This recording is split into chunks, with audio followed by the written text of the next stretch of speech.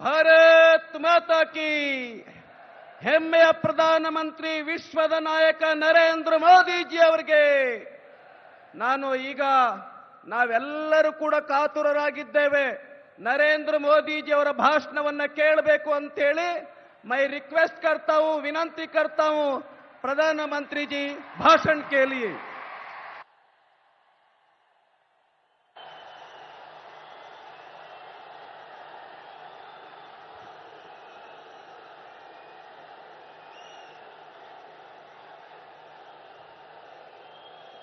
भारत माता की,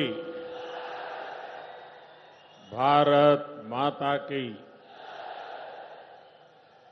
जगत गुरु बसवेश्वर ಮತ್ತು ಶಿವ ಶರಣ ಭೂಮಿಗೆ ನನ್ನ ನಮಸ್ಕಾರಗಳು.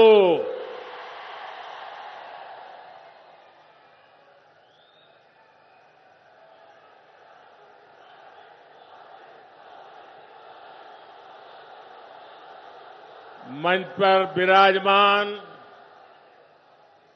कर्नाटका के लोकप्रिय मुख्यमंत्री श्रीमान मोमाई जी, हमारे सांसदगण, भारतीय जनता पार्टी के सभी वरिष्ठ नेतागण, इस चुनाव में आप सबने जिनको विधायक बनाने का निर्णय कर लिया है, ऐसे सभी मेरे उम्मीदवार और विशाल संख्या में पधारे हुए मेरे प्यारे भाइयों बहनों, साथियों,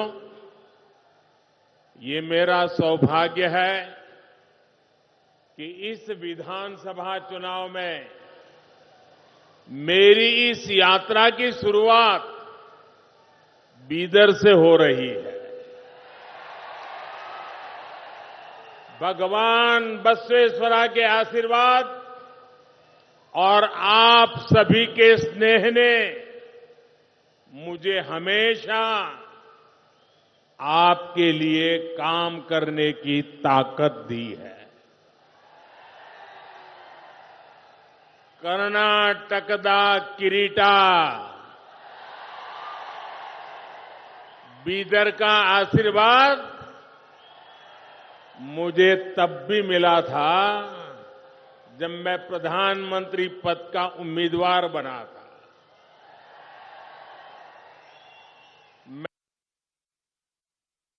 कलबुर्गी रेलवे बीदर से हो रही है. भगवान बसवेश्वरा के आशीर्वाद साथ बीदर के लोगों का अपनापन लगातार बढ़ता ही जा रहा है. आज इतनी बड़ी संख्या में यहां आकर आपने पूरे देश को संदेश दे दिया है, ಈ ಬಾರಿಯ ನಿರ್ಧಾರ ಬಹುಮತದ बीजेपी सरकार. कर्नाटका का ये चुनाव केवल 5 वर्ष के लिए सरकार बनाने मात्र का चुनाव नहीं है. ये कर्नाटका को देश में नंबर 1 राज्य बनाने का चुनाव है. ये विकसित भारत के लिए कर्नाटका की बड़ी भूमिका तय करने वाला चुनाव है.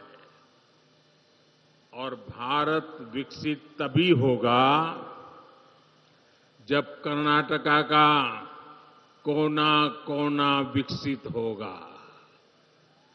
विकसित कर्नाटका यानी कर्नाटका के हर अंचल का संतुलित विकास.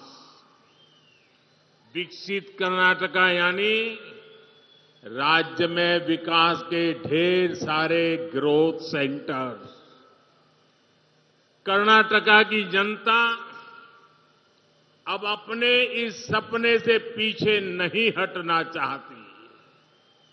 मैं जानता हूं आप सब एक ऐसा कर्नाटका चाहते हैं जहां हाईवे और एक्सप्रेसवे का विस्तार होता रहे। आप एक ऐसा कर्नाटका चाहते हैं जहां मेट्रो की सुविधा और ज्यादा जिलों तक हो। आप एक ऐसा कर्नाटका चाहते हैं जहां अधिक संख्या में वंदे भारत जैसी आधुनिक ट्रेनें चले। आप एक ऐसा कर्नाटका चाहते हैं जहां हर खेत में सिंचाई की आधुनिक सुविधाएं हो। पिछले 5 वर्षों में सामान्य मानवी ने कर्नाटका में विकास की जो रफ्तार देखी है, उसके बाद वो रुकना नहीं चाहते और आपके इस सपने को पूरा करने का बीड़ा बीजेपी ने उठाया है। साथियों, कर्नाटका को देश का नंबर 1 राज्य बनाने के लिए यहां डबल इंजन सरकार का बने रहना बहुत जरूरी है। जब केंद्र की बीजेपी सरकार और राज्य की बीजेपी सरकार की डबल शक्ति लगेगी तो कर्नाटका को नंबर 1 बनने से कोई नहीं रोक पाएगा। डबल इंजन सरकार से जो फायदा होता है उसका एक उदाहरण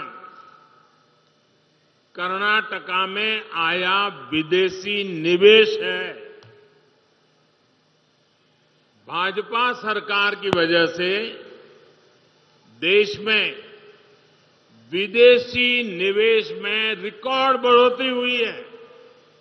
इसकी वजह से कर्नाटका में भी रिकॉर्ड विदेशी निवेश आया है। कांग्रेस की सरकार में हर साल 30,000 करोड़ रुपए के आसपास विदेशी निवेश कर्नाटका में आता था। बीजेपी की सरकार में अब हर साल करीब 90,000 करोड़ रुपए का विदेशी निवेश कर्नाटका में आ रहा है। ये कांग्रेस सरकार के मुकाबले 3 गुना से भी ज्यादा है। और आपको ध्यान रखना है, ये उपलब्धि किस समय हुई? इतना बड़ा महामारी का संकट था, युद्ध चल रहे थे, उसके बावजूद भी ये हासिल किया है। साथियों, डबल इंजन का सरकार का मतलब होता है डबल बेनिफिट, डबल स्पीड। जब कर्नाटका में डबल इंजन सरकार नहीं थी तो छोटे छोटे प्रोजेक्ट्स को पूरा करने में सालों लग जाते थे। पानी की कमी क्या होती है, ये कर्नाटका के किसानों, यहां की माताओं बहनों से बेहतर कोई नहीं जान सकता। कांग्रेस सरकार उसके समय देश भर में 100 से ज्यादा ऐसी सिंचाई योजनाएं थी जो दशकों से लटकी हुई थी। बीते 9 वर्षों में दशकों से अधूरी 60 से ज्यादा सिंचाई परियोजनाओं को हम पूरा कर चुके हैं। इनमें से अनेक प्रोजेक्ट कर्नाटका के भी हैं। यहां बीदर में भी महकर लिफ्ट इरिगेशन परियोजना जैसे अनेक सिंचाई के प्रोजेक्ट पर आज तेज गति से काम चल रहा है। साथियों, आज आप सभी देखते हैं कि पीएम किसान सम्मान निधि किसानों का कितना लाभ किया है। अब छोटे छोटे खर्चे के लिए किसानों को यहां वहां भटकना नहीं पड़ता। लेकिन मैं आज आपको एक और बात बताना चाहता हूं। जब हमने ये योजना शुरू की थी तो यहां कांग्रेस और जेडीएस की ही सरकार थी। लेकिन ये लोग लाभार्थी किसानों की सूची केंद्र सरकार को भेजने में ही रुकावटें पैदा करते थे, लिस्ट नहीं भेजते थे। बताओ, आप सोच सकते हैं कांग्रेस जेडीएस को किसानों से कितनी नफरत है। राज्य सरकार को एक नया पैसा नहीं देना था, पैसा हम दिल्ली से भेज रहे थे।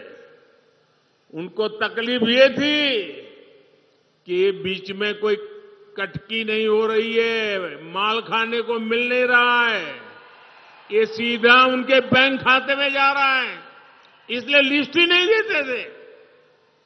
साथियों, जब कर्नाटका में भाजपा की सरकार यहां आई तो उसने यहां के लाखों किसानों के नाम केंद्र की हमारी सरकार को भेजे।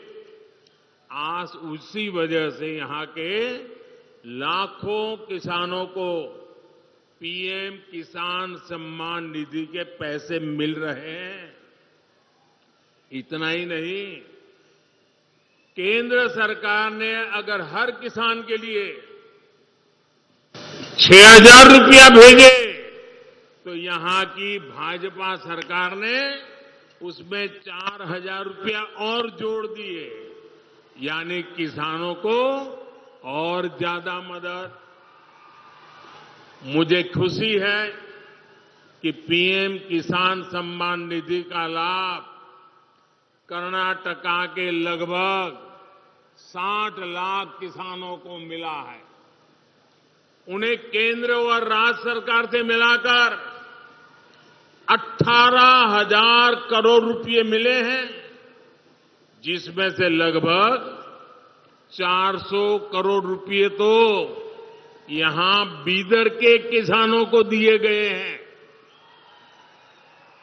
आप जरा याद कीजिए कि कैसे कांग्रेस की सरकार भोले भाले किसानों को हर चुनाव के पहले कर्ज माफी के नाम पर धोखा देती थी।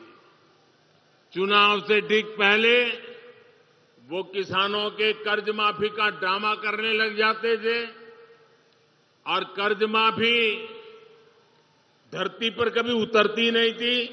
ये इन्होंने छत्तीसगढ़ में वादा किया, राजस्थान में वादा किया, अभी तक किसानों के खाते में कुछ गया नहीं है। और जो जाता था वो भी उनकी पार्टी से जुड़े हुए कुछ ही किसानों को जाता था।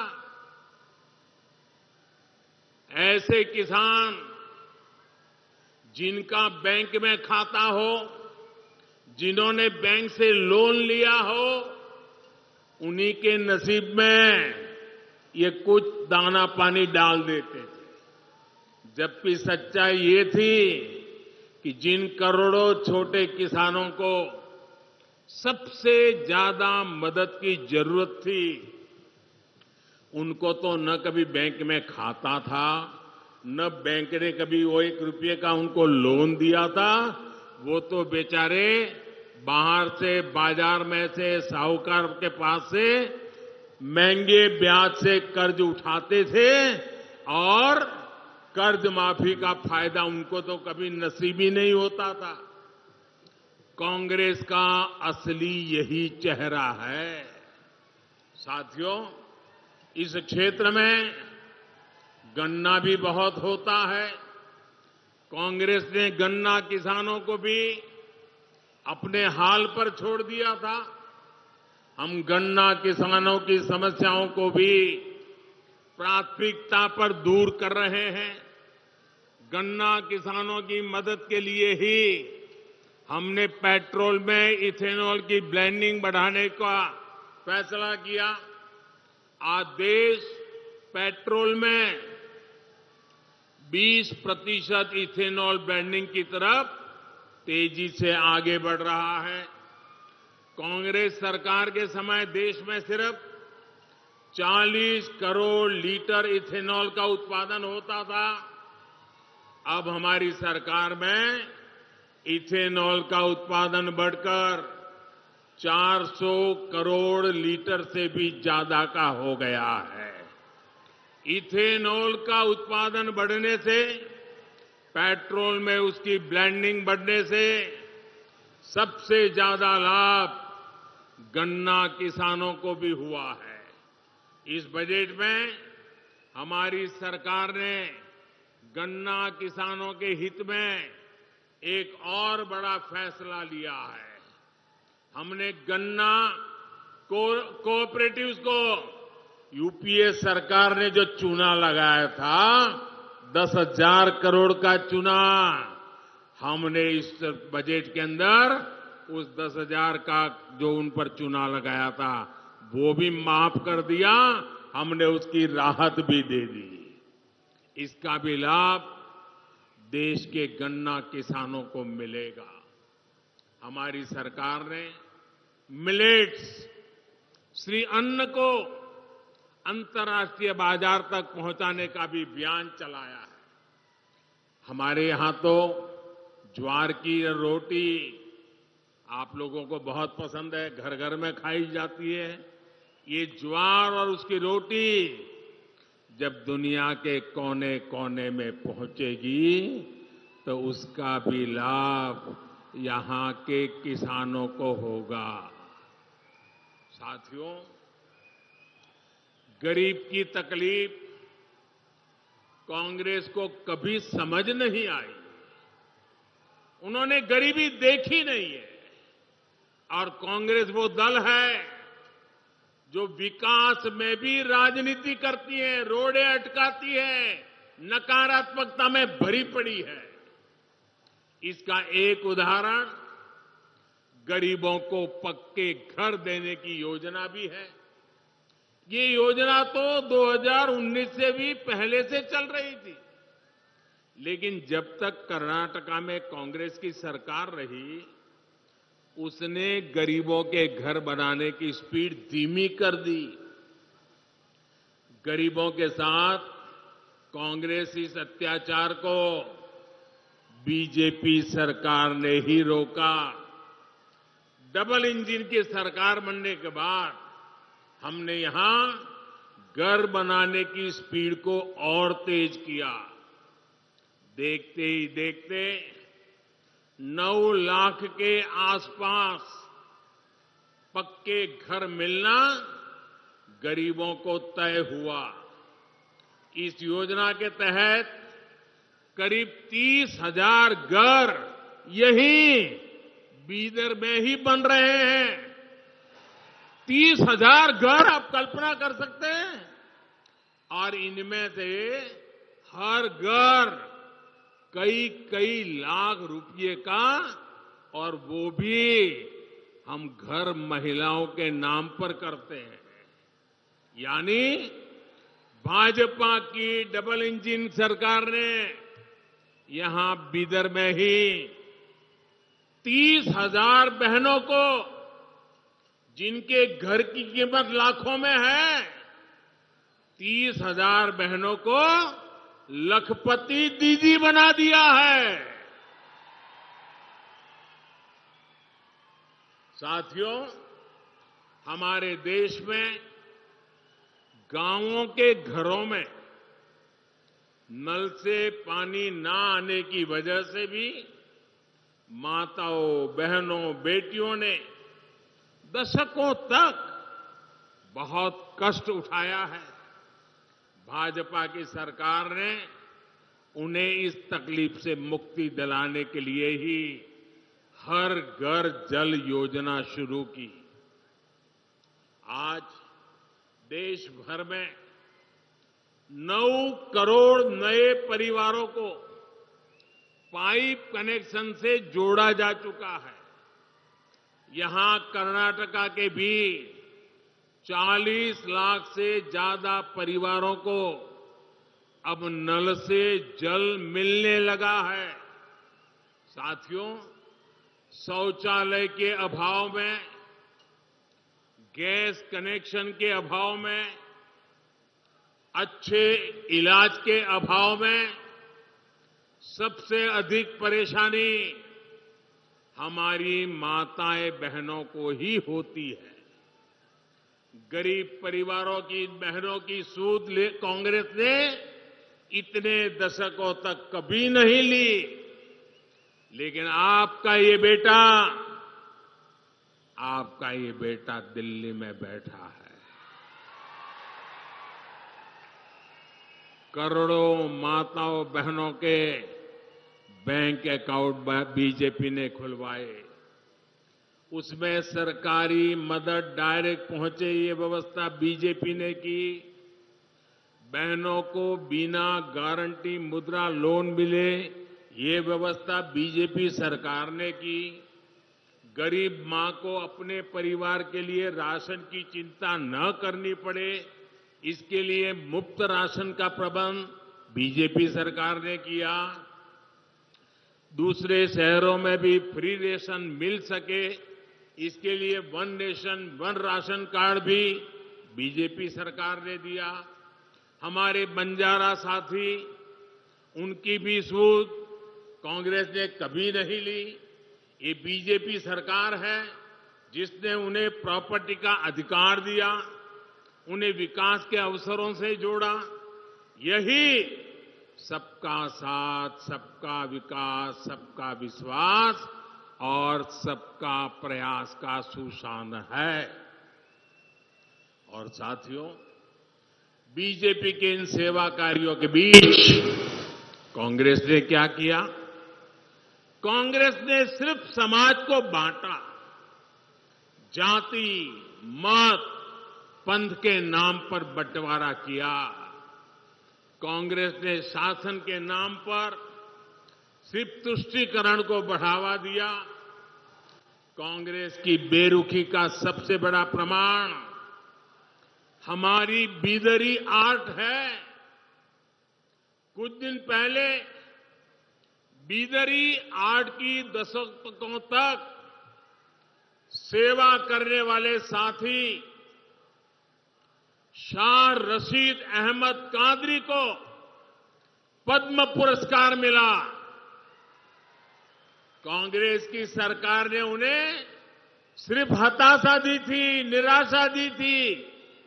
भाइयों और बहनों, बीदर एक भारत श्रेष्ठ भारत की तीर्थस्थली है। गोराटा यहां से ज्यादा दूर नहीं है। गोराटा में किसानों के बलिदान को कांग्रेस ने भुला दिया था, सिर्फ इस डर से कि कहीं कांग्रेस का वोट बैंक नाराज ना हो जाए। वहां जो शहीदों का स्मारक पत्थर था, उससे भी जो धूल सफाई का काम, ये भी बीजेपी ने किया। भाइयों, अब तो दर्जनों बलिदानियों को समर्पित शहीद स्मारक वहां बन गया है और तिरंगा शान से लहरा रहा है। साथियों, अस्थिर सरकार, जोड़ तोड़ से बनी सरकार के दुष्परिणाम कर्नाटका ने बहुत भुगते हैं। एक अस्थिर सरकार का फोकस लोगों की सेवा पर नहीं होता है। आपको याद होगा कि कांग्रेस जेडीएस सरकार के मुखिया ने माना था कि वो कांग्रेस की दया पर चल रहे हैं। जेडीएस की जवाबदेही कांग्रेस के प्रति है, कर्नाटका के लोगों के प्रति नहीं है। ये जो उनका सत्ता प्रेम है, ये जो उनका कुर्सी गंवाने का डर है, ये उन्हें आपके लिए कुछ करने नहीं देगा। साथियों, कांग्रेस हर उस व्यक्ति से नफरत करती है जो सामान्य मानवी की बात करता है, जो उनके भ्रष्टाचार को सामने लाता है, जो उनकी स्वार्थ भरी राजनीति पर प्रहार करता है। कांग्रेस की नफरत उससे परमानेंट हो जाती है। अभी इस चुनाव में भी कांग्रेस ने फिर से मुझे गालियां देने का काम शुरू कर दिया है। मैंने देखा किसी ने उन गालियों की लिस्ट बनाई है और वो गालियों की लिस्ट मुझे दी है। अब तक मुझे ये कांग्रेस के लोगों ने 91 टाइम अलग अलग गालियां दी है। अरे कांग्रेस ने ये गालियों की डिक्शनरी में टाइम खराब करने के बजाय अगर इतनी मेहनत उन्होंने गुड गवर्नेंस के लिए की होती, कांग्रेस कार्यकर्ताओं का उत्साह बढ़ाने के लिए किया होता, तो आज कांग्रेस की ऐसी दुर्दशा न होती, ऐसी दयनीय स्थिति नहीं आती। लेकिन साथियों, जो भी गरीब के लिए काम करता है, जो देश के लिए काम करता है, उसे अपमानित करना ये कांग्रेस का इतिहास है। मैं अकेला नहीं हूं जिस पर इस तरह के हमले किए गए। आपको मालूम है, पिछले चुनाव में चौकीदार चोर चलाया, फिर आगे बढ़ गए मोदी चोर चलाया, फिर पूरा ओबीसी समाज चोर है चलाया, और अभी तो चुनाव की शुरुआत हुई कर्नाटका में, और मेरे लिंगायत भाइयों बहनों को भी चोर कहने की हिम्मत कर दी। कांग्रेस के लोग कान खोल करके सुन ले, आपने जब जब जिसको गाली दी है, उन्होंने आपको ऐसी सजा दी है, ऐसी सजा दी है, आप दोबारा खड़े नहीं हो पाए हैं। इस बार कर्नाटका में भी ये गाली का जवाब, इनके सम्मान पर जो चोट पहुंची है, उसका जवाब वोट से दिया जाएगा, वोट से दिया जाएगा। भाइयों बहनों, जब ये लोग मुझे गाली देते हैं, अब इतनी गालियां हो गई 91, और उनके टॉप मोस्ट नेता देते रहे, कोई ऐसे नहीं, छोटे मोटे कार्यकर्ता नहीं। और तब मैं सोचता हूं कि भाई ये कांग्रेस ऐसी पार्टी है, उसने तो संविधान निर्माता बाबा साहब आंबेडकर को भी ऐसी ऐसी गालियां दी थी, बाबा साहब को भी छोड़ा नहीं था। एक बार खुद बाबा साहब ने सार्वजनिक तौर पर विस्तार से बताया था कि कांग्रेस उन्हें बार बार गालियां देती है। कांग्रेस ने बाबा साहब को क्या क्या नहीं कहा। कांग्रेस बाबा साहब को राक्षस, राष्ट्रद्रोही, दगाबाज दोस्त, आप सुनकर के हैरान हो जाएंगे। उस जमाने में बाबा साहब जैसे महापुरुष को कांग्रेस ने ऐसी ऐसी गालियां दी थी, कितने ही अपमानजनक शब्दों से वो आए दिन बाबा साहब को अपमानित करते थे। आज भी हम लोग देखते हैं कि कांग्रेस कैसे वीर सावरकर जी को गालियां देती रहती है। कांग्रेस ने देश के जिन महान सपूतों को गालियां दी है, बड़े से बड़े महापुरुष उनकी गालियों के शिकार हुए हैं। और जब ये सब मैं देखता हूं तो मुझे लगता है, चलिए कांग्रेस भी मुझे इतना उन लोगों की तरह सम्मान देती है जो उन्होंने बाबा साहब आंबेडकर को दिया, जो उन्होंने वीर सावरकर को दिया, वैसी ही गालियां मोदी को दे रहे हैं। अब बाबा साहब वीर सावरकर की तरह अगर वो मोदी को गाली देते हैं तो मैं तो इसे उपहार मानता हूं। और कांग्रेस गाली देने में समय बर्बाद करती रहेगी, मैं जनता जनार्दन की सेवा में अपने आप को खपाता रहूंगा। दिन रात काम करूंगा, ज्यादा काम करूंगा। आपके आशीर्वाद से सारी गालियां मिट्टी में मिल जाएगी दोस्तों, सारी गालियां मिट्टी में मिल जाएगी। और कांग्रेस वाले लिख करके रखें, आप जितना ज्यादा कीचड़ उछालोगे कमल उतना ही ज्यादा खिलने वाला है। भाइयों बहनों, आपके आशीर्वाद से मुझे कर्नाटका की सेवा करने से रुकना नहीं है, और ज्यादा सेवा करनी है। पूरी दिल्ली को आपकी सेवा के लिए मुझे लगाना है। इस बार फिर एक बार कर्नाटका को तेज विकास के लिए पूर्ण बहुमत की, ये मेरे शब्द याद रखिए, पूर्ण बहुमत की स्थायी और मजबूत बीजेपी सरकार चाहिए। और इसलिए एक ही बात मैं बार बार कहता हूं, ई बारिया निर्धारा, ई बारिया निर्धारा बहुमत बीजेपी सरकारा।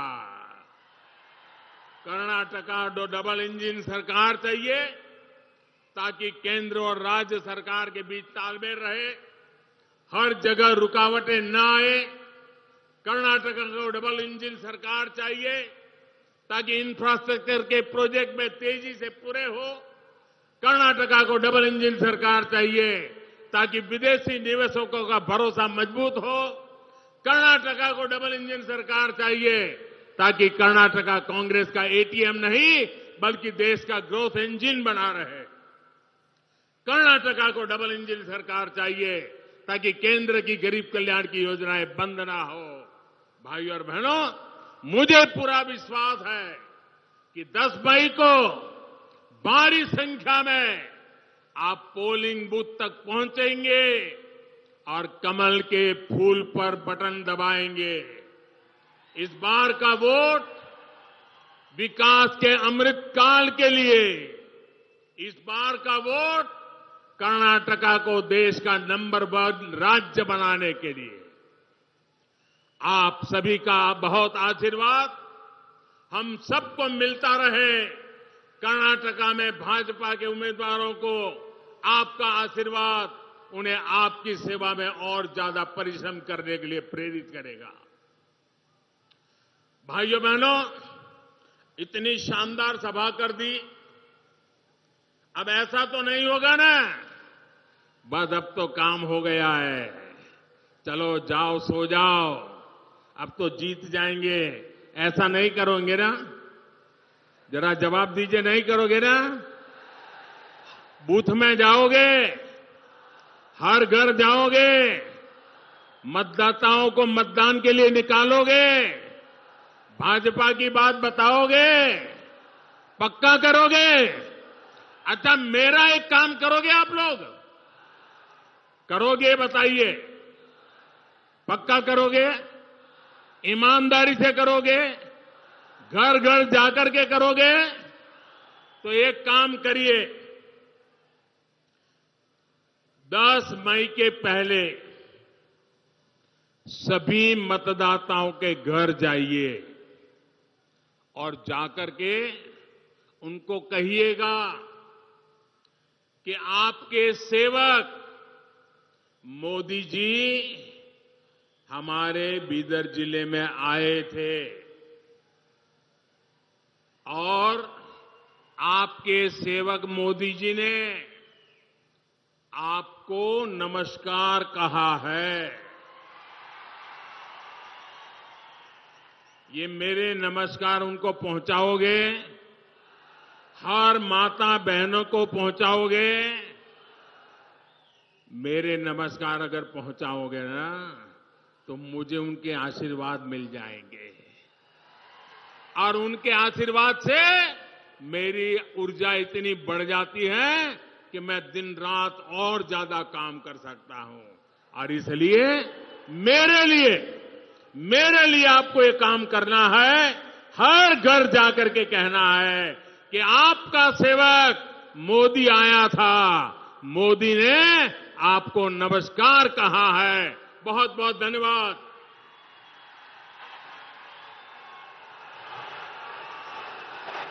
ಭಾರತ್ ಮಾತಾ ಕಿ ನಮ್ಮ ದೇಶದ ಮಹಾಸೇವಕ ನರೇಂದ್ರ ಮೋದಿಜಿ ಅವರಿಗೆ ನಮ್ಮ ದೇಶದ ಮಹಾಸೇವಕ ನರೇಂದ್ರ ಮೋದಿಜಿ ಅವರಿಗೆ स्वागत है स्वागत है